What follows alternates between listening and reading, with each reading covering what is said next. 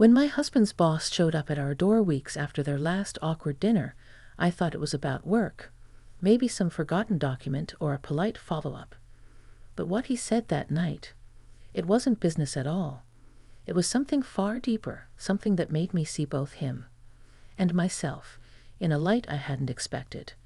That evening became a turning point, not because of what happened, but because of what was finally said aloud, and what it taught me about being seen, heard, and truly known. Before I begin, tell me, where are you watching from tonight? I love knowing the cities and towns where these stories find their way. It makes this feel like we're sitting together somewhere warm, talking about the moments in life that change everything. It had been 3 weeks since the dinner at our house, the one that had gone perfectly fine on the surface.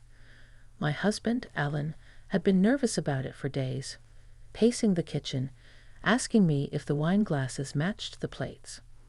His boss, Robert Haynes, was coming over, a man whose reputation was built on equal parts respect and fear. The evening had gone well, or at least that's what I told myself.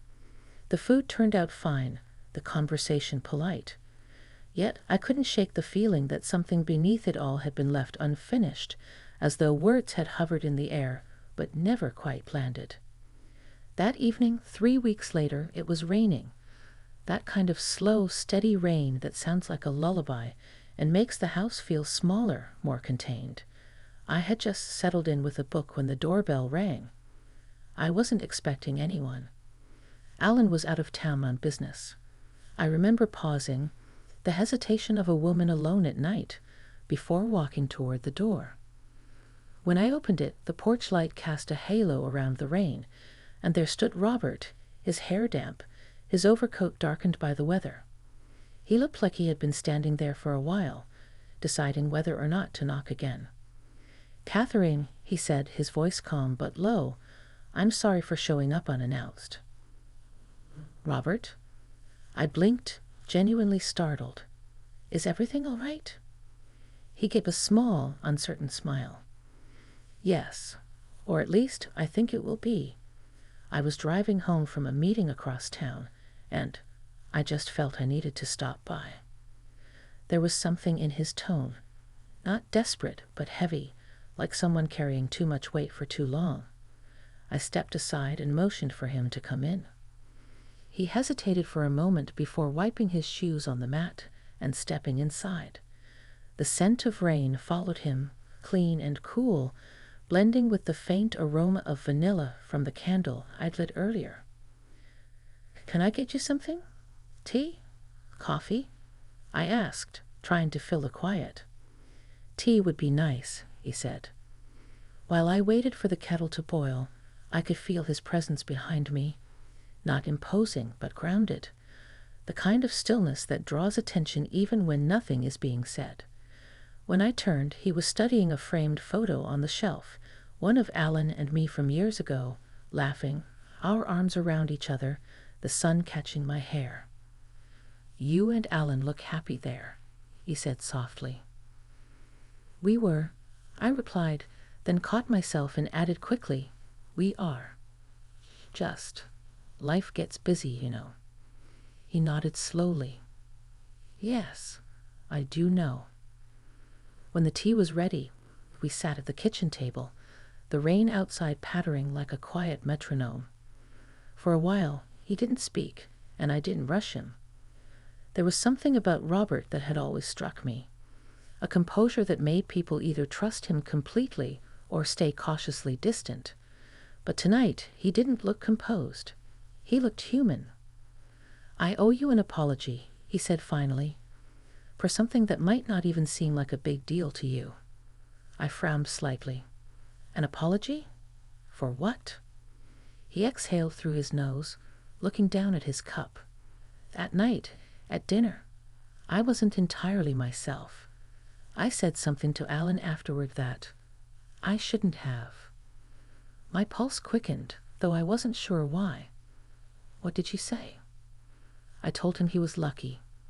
He paused, then looked up at me, his eyes steady but gentle. "Lucky to have someone like you." I didn't know how to respond. Compliments weren't foreign to me, but the sincerity in his voice, the careful way he'd said it, landed differently. He continued, voice softer now. It wasn't meant to cross a line. It was just an observation, I suppose. But lately I've been thinking about why I said it at all. I folded my hands around my mug, trying to anchor myself. And why did you? He leaned back slightly, as if gathering his thoughts. Because you reminded me of something I'd lost. Not romantically, please don't misunderstand, but something in the way you listened that night, the way you asked questions and really waited for the answers. I've spent so many years surrounded by people who only hear what they want to. You made me realize how much I miss being seen, without an agenda. His words lingered in the air, delicate and raw. I wasn't sure whether to feel moved or uneasy. But more than anything, I felt the truth in them, because I knew that same longing. I understand, I said quietly. It's rare, isn't it?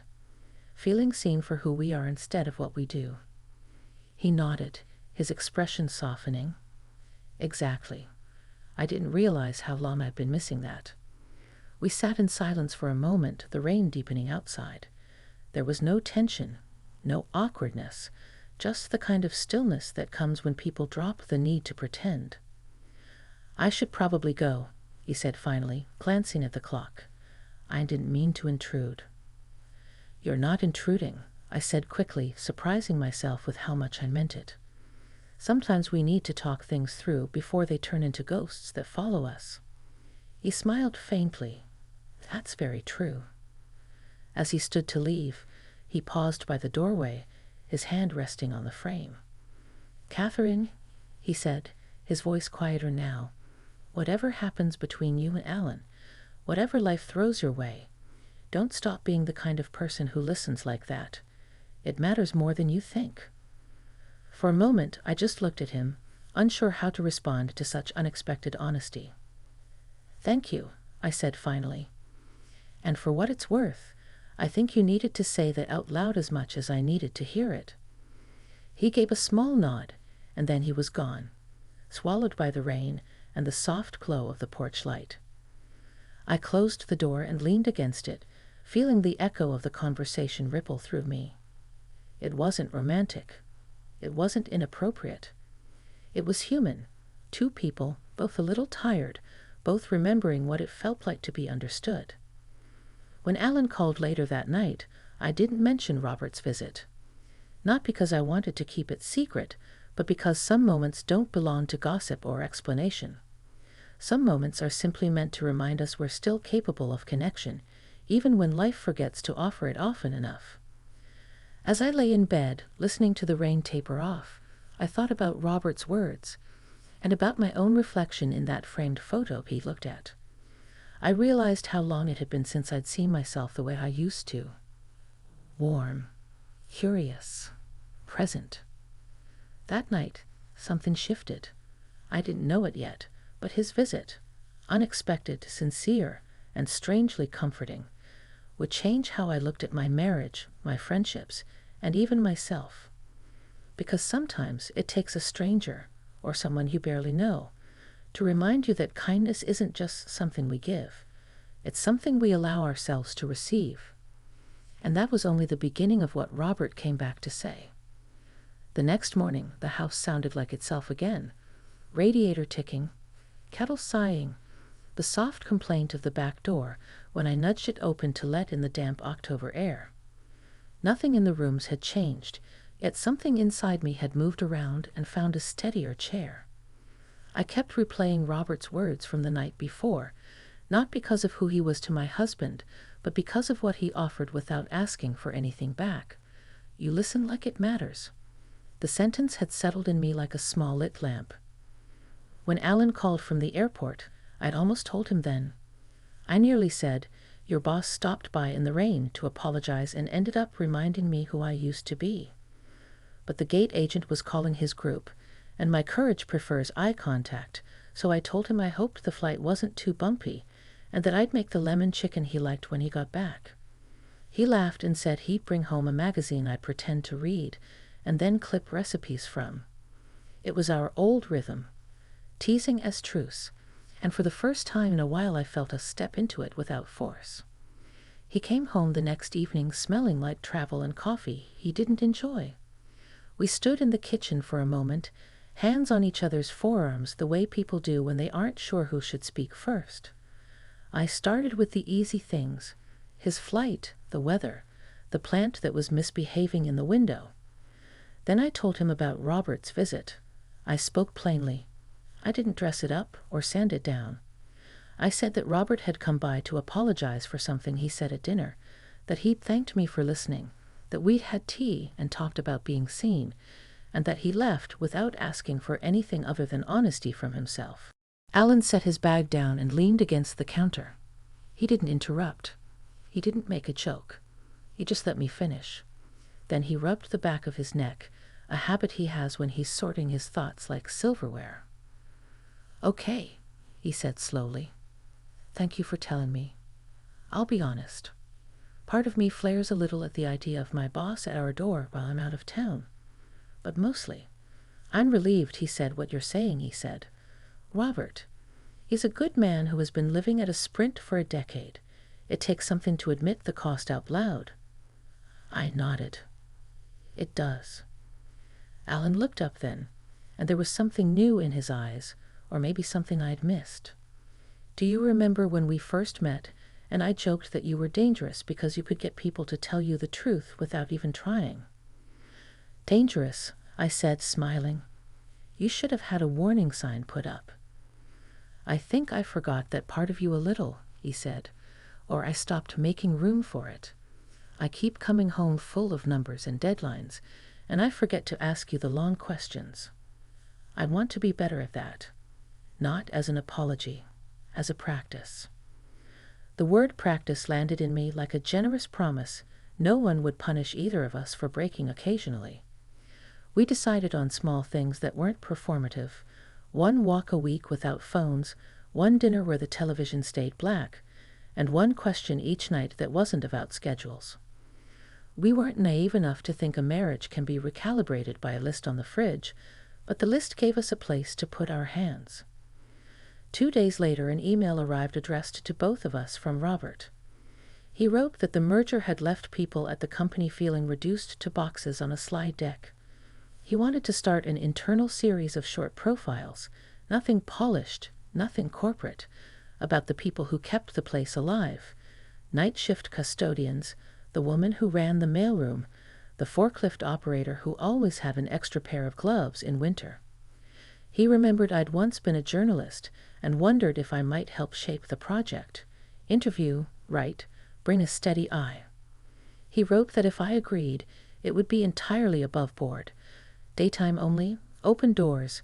Alan copied on everything. He said if it felt messy in any way, we should both feel free to say no. I read the email twice and set my phone on the counter as if it were warm. Alan read it next.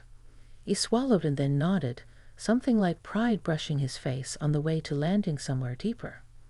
"He copied me," he said. "Good. If you want to do this, I'm in your corner." I wanted to do it. Not because it was his boss. Because I missed that room in myself where conversations become stories and stories become ways people recognize themselves. So I wrote back, yes, with boundaries, and with the clear understanding that if at any point the project pressed on the fragile parts of our life, I would step back without resentment. Robert replied within the hour. "Thank you," he wrote. "You'll be doing us a kindness." The office lobby was polished in the way places are when they want to impress a certain kind of visitor. I've never begrudged polish. It has its place. But what moved me that first day wasn't the high ceiling or the steel. It was the receptionist, Gloria, who slid a bowl of cough drops to the corner of her desk so the delivery drivers wouldn't have to ask in January. The cough drops kept me more grounded than the marble did. Robert met me with 2 cups of tea and a small notebook, not a grand tour. He didn't hover. He pointed me toward the people who didn't get named in quarterly meetings and then got out of the way. I sat on a loading dock with a man who stitched straps on equipment with the concentration of a surgeon. I stood in a copy room and listened to a young woman talk about her grandmother's biscuits and how, on hard days, she wrote the recipe from memory on a post-it and stuck it to her monitor so her hands would remember competence even when her head didn't. I watched a janitor fold a trash bag over the lip of a barrel with a neat flick that said pride has 1,000 languages. I asked questions, and then waded through the first 2 answers, which are always the ones people think you want to hear, and kept listening for the 3rd answer, which is the one that lives below the polite surface of the day. Every few days, I saw Robert in the hallway. He nodded, sometimes lifted a paper cup in a salute that felt like respect rather than claim. Once, he paused at the threshold of the mailroom and asked, "Is this turning out to be what you hoped?" I surprised myself by answering, "It's turning out to be what I needed." He didn't push. He just said, "Good," and moved on. At home, Alan peppered me with the kind of questions I'd been hungry for. What surprised you? What made you laugh? What detail stuck to you and won't let go? He was busy, often exhausted, but the practice we'd promised each other began to hold. It wasn't perfect. We missed a walk here and there. We ate in front of a game a few times and yelled at the same bad call. But most nights, at least one of us remembered the long question, and the other made the room to answer it. A month later, Robert asked if I'd help organize a small lunchtime gathering where a few of the profiles could be read aloud. Nothing fancy, he promised. Coffee, cookies, printed pages pinned to easels. Let people find themselves and each other in the sentences. It felt right. It felt like the point. On the day of the reading, the atrium filled in that slow, sideways way people gather when no one is ordering them to. I read 2 pieces, one about a forklift operator who kept a chessboard in his locker to sharpen his mind on breaks, and one about a woman in payroll who wrote haikus on sticky notes and left them for people with their pay stubs. When I finished, there was a hush, and then the kind of applause that sounds more like gratitude than performance. I looked up and saw Alan in the back, hands in his pockets, watching me with a softness I hadn't seen in him since the summer we almost bought a boat, and then realized we really just needed to rent one for an afternoon and laugh without being owners of anything. After the crowd thinned, Robert approached, not cutting in, not making a show of it. "Thank you," he said simply. "You gave the place back to itself for a minute." I was gathering the pages when he looked over my shoulder and added, almost as an aside, "Would you two have a moment? There's something I need to say, and I'd like to say it to both of you." He glanced at Alan, who stepped closer. I felt a small flick in my chest, that old instinct to brace when work life and private life try to share a chair. But I breathed and decided to let the moment do its own measuring. We stood slightly off to the side by a potted ficus that had been valiantly photosynthesizing under office lights for a decade. Robert folded his hands, not like a man about to deliver news, but like someone gathering himself to tell the truth. "I came back to your house that night because I'd said something at dinner that sounded simple, but had tangled itself in me," he said, looking at me first and then at Alan. I told Alan he was lucky. It was meant as a compliment, but it kept echoing. It echoed because I realized I hadn't told the whole truth. The whole truth is this: it's rare to be in the presence of someone who listens with their full weight. Catherine did that, and it unsettled me in the best way. It made me see where I'd hardened. It made me realize there are conversations I've avoided for years because power can be a very comfortable distraction. He paused. The atrium noise kept moving around us. Cups on tables, shoes on tile, a laugh from the receptionist's desk. Robert took a breath and then said the sentence I never expected: "I'm stepping back." Alan frowned, not defensive, just confused. "Stepping back how?" "I've turned down the promotion," Robert said. "I've asked to move to an advisory role for a year. I need to repair a few rooms in my life that I painted over and called finished. I told the board yesterday. And I wanted to tell you both today in the same breath that I'm recommending you, Alan, For the role I'm vacating, not because you're the loudest or the safest choice, but because in the last month I've watched you do the thing I value most and do it without announcing it. You listen. You ask follow-up questions. You send people home at 7. You've learned to look up from the spreadsheet and make eye contact. If they choose you, it should be because you'll run the place like it's full of humans, not just capacity. Alan stared at him, then at me. His mouth quirked into a disbelieving smile that fell away and returned in a better shape. I don't know what to say. Say you'll think about it with the people who live with the consequences, Robert said. Say you'll sleep on it, and then come tell me what your gut says when it's not being shouted at by your ambition. He turned back to me. And you, he said, not as a pivot but as a continuation. I came back, again, to say thank you. Your presence here changed something in me I needed changed. I called my son last week. We haven't spoken in a year and a half.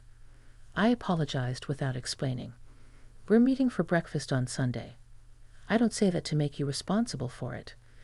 I say it because sometimes we underestimate the radius of a good sentence, and you deserve to know this one traveled. I hadn't prepared for tears, but there they were, sensible and quiet. I'm glad, I said, for both of you. There's one more thing, he added, as if remembering the envelope in a pocket he'd sewn into his jacket for this purpose. A friend of mine at the local paper is desperate for someone to write a short weekly column. People pieces, 400 words, the kind of thing that lives next to the crossword and makes someone's coffee taste better. I mentioned you. She asked if I'd pass along her email and tell you there's no pressure. If you're interested, it's yours to discuss with her. And if you aren't, that's a fine answer too. This isn't a test. Unexpected felt too small a word. It wasn't the offer, though that was generous. It was the way he held it, not as a favor owed, not as leverage in my husband's career, but as a door I could open or not, and either way he wished me sunlight. Alan looked at me and raised his eyebrows in that old marriage semaphore that means, well? I laughed, the kind that breaks a small, unnecessary tension at the back of the throat. I'll email her, I said. I don't know what I'll say yet, but I'll say something. Good, Robert replied. One more logistical thing because I value sleep. I told HR this project ends with today's reading. If you ever want to come back and do more, the door is open. If not, I'll keep the binder at reception where it belongs. No one needs to possess what was made. It needs to be used. He shook Alan's hand, then mine. It wasn't a solemn moment, but it was a marked one. He started to turn away, then stopped and added, softer, I also told the board about the night I stopped by your house. It felt important to name it myself. Transparency saves everyone some future trouble. Thank you, I said, and I meant it. I'd never thought I'd be grateful to a boss for telling on himself. On the drive home, the sky was doing that late afternoon thing where the light catches the edges of buildings and makes them look briefly kinder than they are. Alan kept one hand on the wheel and one on the console, his fingers searching for mine and finding them without looking. What do you think? He asked. About the offer or the fact that your boss just turned down a crown and handed you a chair? Both. I think we're at one of those intersections you can't rush through if you want to arrive. I think you should take a night, maybe 2. And I think if I write for the paper, the first piece I want to do is about the receptionist with the cough drops. He laughed, then went quiet in that way he does when he's calibrating his inside voice with his outside life. Do you know what I kept thinking while you were reading? He said. I kept thinking about the photo Robert looked at the other night, the one of us, younger and louder. I realized I haven't been seeing you like that lately. I've been seeing you like the person who makes sure the light bill gets paid, which is part of you, yes, but not the part that made me say your name like a prayer when we were 30. I could stand to see you better too, I said, not just as the man who solves fires before breakfast, but as the man who once built me a bookshelf on a Saturday and then read me lines from the spines because you liked the way the words sounded stacked. We didn't solve anything important before we pulled into the driveway. That's not how lives surrender to change. We just agreed, quietly, to keep asking the long questions. Over the next week, things began to rearrange themselves without anyone taking a sledgehammer to the walls. Alan told Robert he'd consider the role if he could protect two things: time at the edges of the day with his family, and a budget line for projects that make people feel less like parts. Robert said those were the only conditions that made the role worth taking in the first place. I emailed the editor at the paper and pitched a column called Small Rooms, 400 words about the places where a day remembers its soul. She wrote back within an hour, "Yes, please. Start with the cough drops." On a cold Thursday morning, I stopped by the office to leave the binder of profiles with Gloria, who arranged it on the corner of her desk next to a vase with 2 stubborn daisies. As I turned to go, Robert came out of a meeting. He didn't call my name across the lobby. He didn't make a scene. He just lifted a hand in a small wave, the kind you give someone when you're both carrying groceries, and there's no room for anything but acknowledgement. I returned the wave, and in that small exchange I felt the whole arc of it: the awkward dinner, the rainy night at my door, the tea, the listening, the lunch reading, the unexpected sentence that bent the course of a few lives just enough to matter. That evening, Helen and I walked without our phones. We passed the bakery and the hardware store and the house where someone always burns toast at exactly 7. The air had that clean, sharpened smell that promises frost by morning. We didn't hold hands like teenagers, but we walked close enough that our elbows touched from time to time, and each time felt like a punctuation mark that belonged. Do you ever think about how small the hinge can be on a big door? Helen asked. All the time, I said. Sometimes it's a sentence. When we got home, the answering machine blinked the old-fashioned way because I still like buttons you can press. The message was from the paper's editor. She loved the first column. She wanted to run it on Sundays. She said the word tender twice, and then apologized for saying it, which made me like her even more. I made tea and carried 2 mugs to the living room. The rain had started again, not dramatic, just steady, a good sound for thinking. I sat on the couch and let the day set. A few minutes later, there was the soft knock of a man who has learned to respect thresholds. I opened the door to find Robert on the porch, hat in his hands, water beading on the brim. "I won't come in," he said. "I was walking home from the train and passing this way. I wanted to say one last thing before the week swallowed us again." I stepped onto the porch so the house wouldn't feel enlisted. He looked past me into our small, warm living room and then back at my face. "I told my son I loved him," he said simply. That shouldn't be a headline at my age, but it felt like one. He said it back without clearing his throat. "I thought you'd appreciate the economy of the moment." "I do," I said. "Very much." He put his hat back on and turned to go, then did that thing he does, looked back once, not to renegotiate the moment, but to bless it. "Take good care of each other," he said. "That's the only metric that doesn't lie." "We will," I said.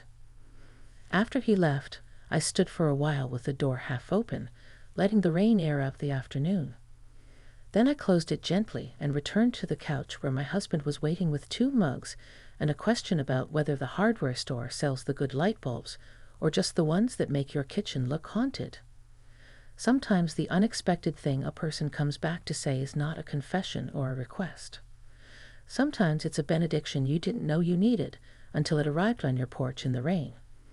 And sometimes the real change doesn't happen in an office or under a bright headline. It happens at a kitchen table where you add lemon to the tea because it feels like putting a small sun in the cup. It happens on a walk where you rehearse the habit of looking up. It happens in a weekly column that asks 400 words to hold the weight of a person's day, and somehow they do. That night, I wrote a line on an index card and tucked it into the frame of the photo Robert had studied that first evening. "Keep listening like the door is already open." It felt like the only advice I could trust for the rest of my life.